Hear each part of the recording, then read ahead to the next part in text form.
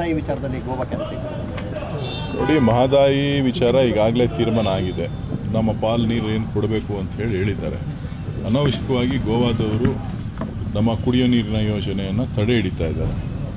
So ಇವತ್ತು ಕುಡಿಯೋ ನೀರಿನ ಯೋಜನೆ ಪ್ರಥಮ ಆದ್ಯತೆ ಅಂತಕ್ಕಂಥದ್ದು ನ್ಯಾಷನಲ್ ವಾಟರ್ ಪಾಲಿಸಿ ಒಳಗಡೆ ಇರ್ತಕ್ಕಂಥ ವಿಚಾರ.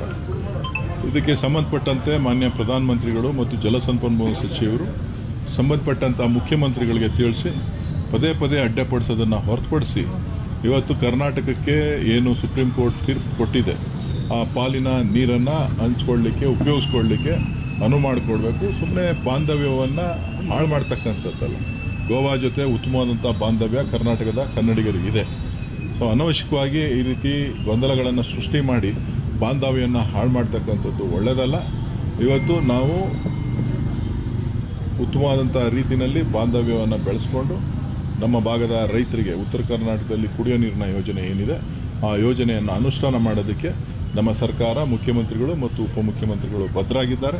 ಅದಕ್ಕೆ ಸಹಕಾರ ಕೊಡಬೇಕು ಅಂತೇಳಿ ನಾನು ಒತ್ತಾಯವನ್ನು ಮಾಡ್ತೀನಿ. ಸರ್, ಲೋಕಸಭಾ ಚುನಾವಣೆಯಲ್ಲಿ ಮತಗಳ್ಳತನ ಆಗಿದೆ ಅಂತ ರಾಹುಲ್ ಗಾಂಧಿ ಅವರು ಆರೋಪ ಮಾಡ್ತಾ ಇದ್ದಾರೆ ಸರ್. ಸ್ಪೆಷಲ್ ಬೆಂಗಳೂರು ಗ್ರಾಮಾಂತರ ಜಿಲ್ಲೆಯಲ್ಲಿ ಆಗಿದೆ. ಅದನ್ನು ಅವ್ರು ಹೇಳಿದಾರಲ್ಲ, ಇನ್ನೇನು ನಾನೇನು ಹೇಳೋದು? ಓಕೆ.